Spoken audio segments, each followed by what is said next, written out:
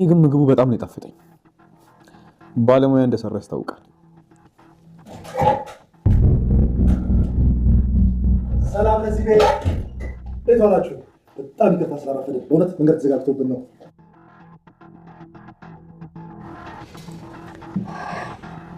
ቴሎ ብታይ በጣም የሚያስጠላ የራት ግብዣ ነበር። እኔ ማሚ ጎትታ ራሱ ባታመጣኝ እግሬን አላነሳም ነበር። ጥሩ የራት ግብዣ አልነበረም እያልሽ ነው? አረ በጣም ያስጠላል። እንደውም የጓሮ በር ራሱ ባገኝ ልክ ብዬ ነበር የምወጣው። እና ነው መጣ? እኔ እያሉ አልመጣም ነበር። ግን በእናትህ የሆነ ምክንያት ልፍጠርና ና እንወሰደኝ። የት ነው መጥቼ የምወስድሽ? በጣም ደብሮኛል። መታ ትወስደኝም? ቆይ አንዴ መልሼ እደውላለሁ። ምን ነው? እኔ ስታይ ነው እንዴት እኮ ነው የምትዘጊው? ከኤርሚያስ ጋር ነው አይደል ስታወሪ ነበረው? ሶሪ፣ አንቺን የሚያገባሽ አይመስለኝም። እስከማውቀው ድረስ ኤርሚያስ አሁንም ሹፌርሽ አይደለም አይደል? አዎ ሹፌር አይደለም። ቆይ ባይሆንስ ከእሱ ጋር ማውራት ትከለኪኝ ነው ወይስ ሄደሽ ለአባቢ ልታቃጠሪ ነው? ለንግግርሽ ቃል ብትመርጭለት ጥሩ ነው። ለማንኛውም ያዋጣሽ የምታውቂው አንቺ ራስሽ ነሽ። አይዞሽ፣ አንቺ ላይ እንደተጫወተብሽ እኔ ላይ ማይጮት ነው።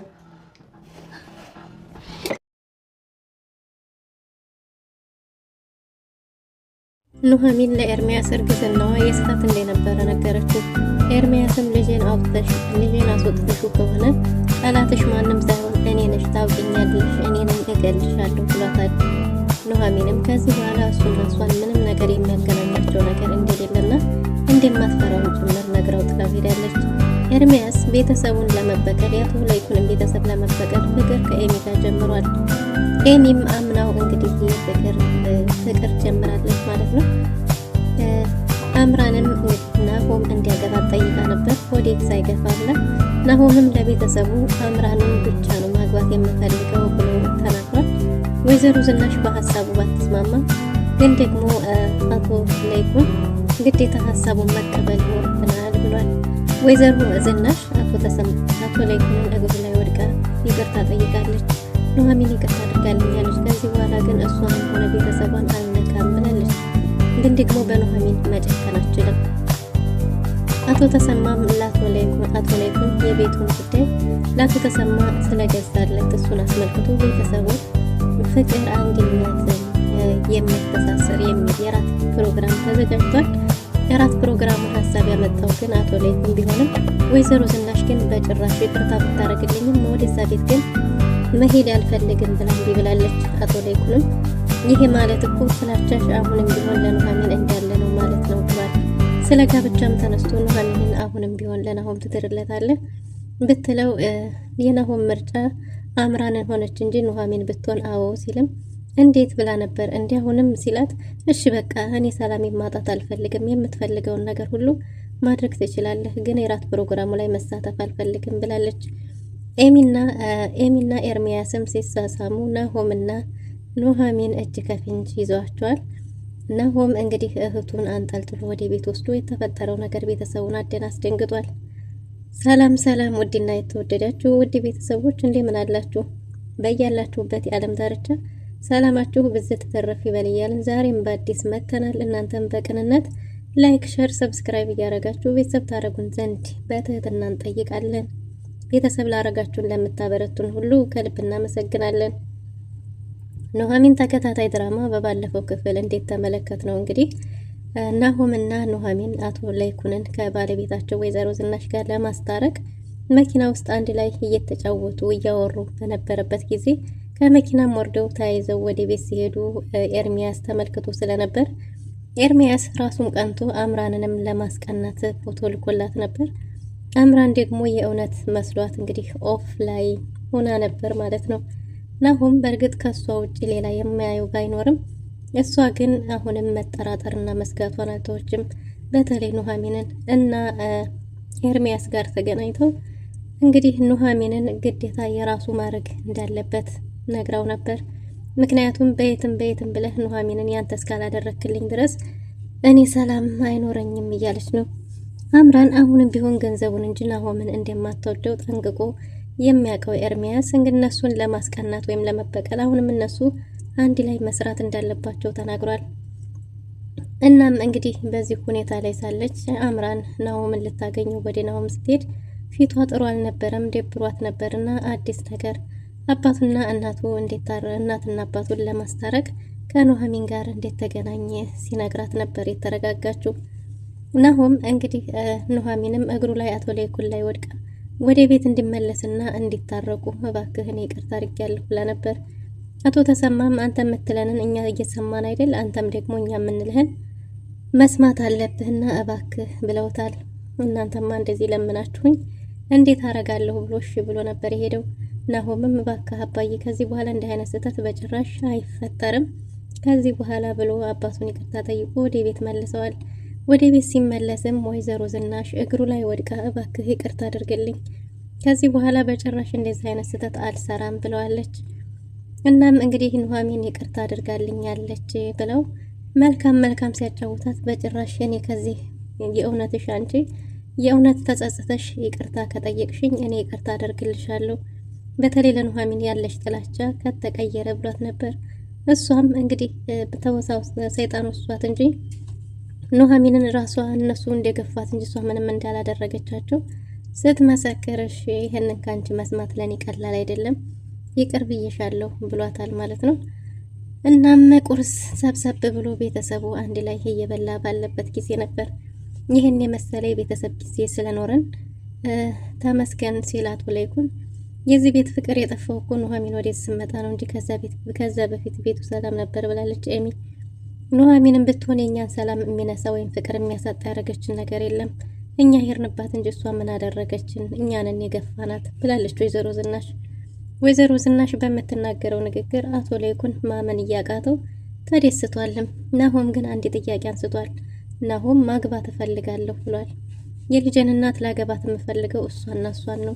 ስለዚህ ሆዷ ሳይገፋ ቶሎ መጋባት ይኖርብናል። እሷን እስካላገባው እሷን ነው እንጂ ማግባት የምፈልገው ከሷ ውጪ ማግባት አልፈልግም ብሏል። እንግዲህ አቶ ለይኩንም እስቲ እባክህ ጊዜ ሰጥተህ እናያት ቢለውም እስከዛ ሆዶ ይገፋል። ስለዚህ እኔ ማግባት የምፈልገው እሷን ብቻ ነው፣ ሁሉም ነገር ከኔ በፊት ነው ብላለች። ስለዚህ እኔ እሷን ማጣት አልፈልግም ብሏል። ወይዘሮ ዝናሽ ግን ለቤታችን ክብር አትመጥንም፣ እኔ እሷን እንዲያገባ አልፈልግም ስትልም እንግዲህ ናሆም እኔ ከሷ ውጪ ሲል ቆይ ብናስብበት ይሻላል እናስብበት ሲለው ደስ ብሎት ወደ አምራን ተመልሶ መጥቷል። አባቴ እሺ ላስብበት ካለ እንዴት ተስማማ ነው የምቆጥረው፣ ስለዚህ ያ ማለት እናቴን ያሳምናታል የሚለውን ነገር ስላሰበ ወደ አምራን መጥቶ የተፈጠረውን ነገር በሙሉ ለአምራን ነግሯታል።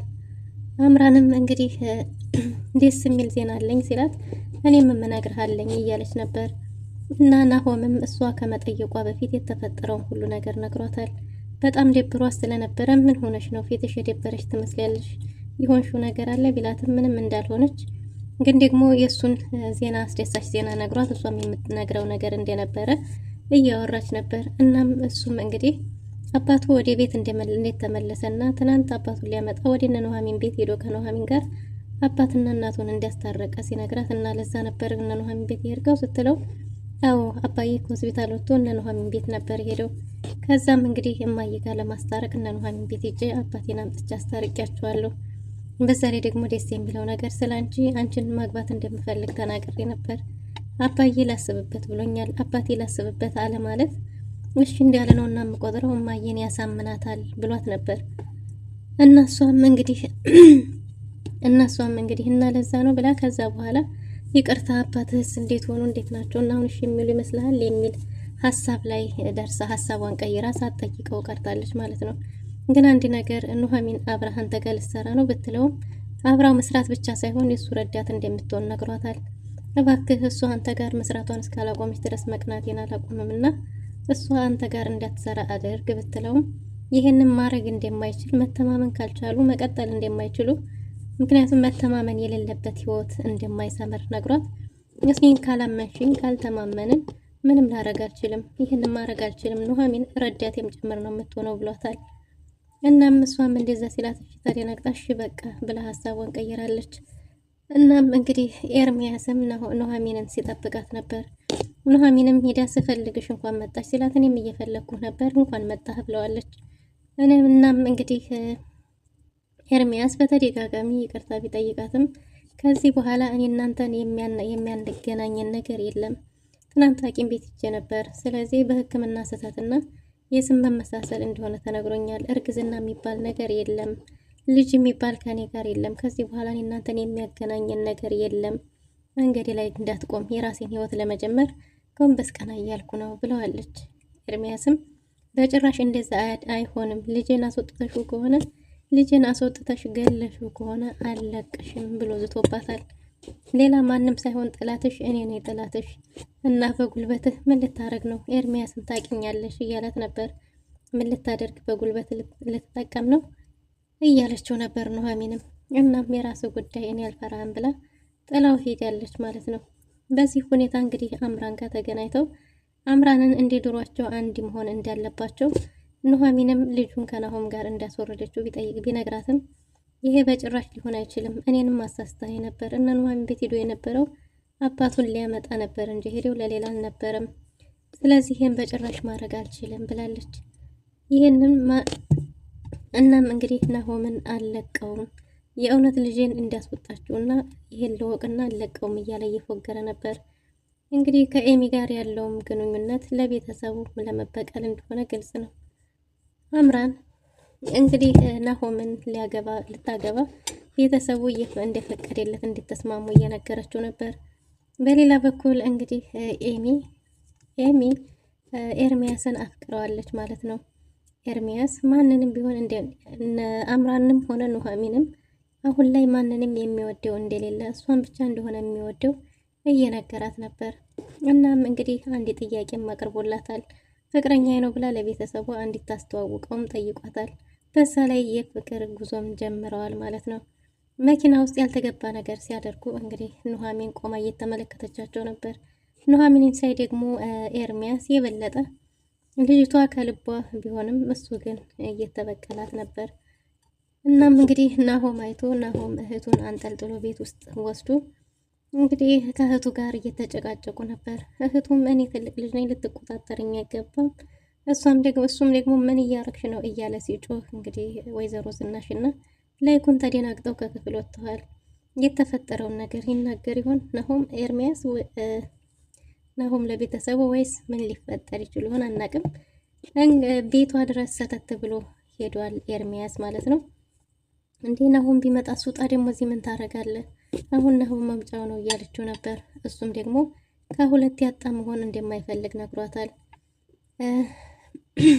አምራንም የናሆም ቤተሰቦች እንዴት ተቀበሏትና ሊጋቡ እንደሆነ ነግረዋለች። እናም የናሆም ገንዘብ በስምሽ ሊሆን ነው፣ ስለዚህ የናሆምን ገንዘብ እያወጣች እንደ ድሮ ልትሰጥና እንደ ድሮ አብረው በፍቅር እንደሚቀጥሉ ጠይቋታል ማለት ነው። በጭራሽ ይሄንን ማድረግ አልችልም ብለዋለች። ይሄንን ማድረግ አልችልም ያምሃል፣ ከዚህ በኋላ ምንም አይነት እንደዚህ አይነት ነገር ማድረገው የለም ብትለውም እንግዲህ እሱን የምናየው ይሆናል ብሏል። እናም አንድ ቪዲዮ ልክልሽና ከዛ በኋላ ውሳኔሽን ተወስኛለሽ ብሎ ጥፋት ሄዷል። እሷም ቪዲዮውን ለማየት ጓጉታ ከፍታ ስታየው የድሮ የፍቅር ግንኙነታቸው የነበረ ቪዲዮ ነው። ብዙ ሌላ ቪዲዮዎችም አሉሽ፣ ስለዚህ ይሄንን ከናሆም ጋር ታገኘዋለሽ ብሎ ማስፈራሪያ ጥሎባታል። ከሱ ጋር እየተጨቃጨቀች ሳለ ናሆምም ወደ ቤት ገብቶ የተፈጠረውን ነገር እውነታውን ቤተሰቡ እንደፈቀደ ደስታውን ቢነግራትም እሷ ግን ደስተኛ አልነበረችም። ምክንያቱም ኤርሚያስ እያደረገ ያለው ነገር አሳስቧታል። የእውነት ለቤተሰቡ ቢልከውስ ለናሆም ቢልከውስ የሚል ፍራቻ በውስጡ አድሮባታል። ውድና የተወደዳችሁ ለዛሬ የነበረን ቆይታ ይመስል ነበር። በቀጣይ እስከምንገናኝ መልካም ጊዜ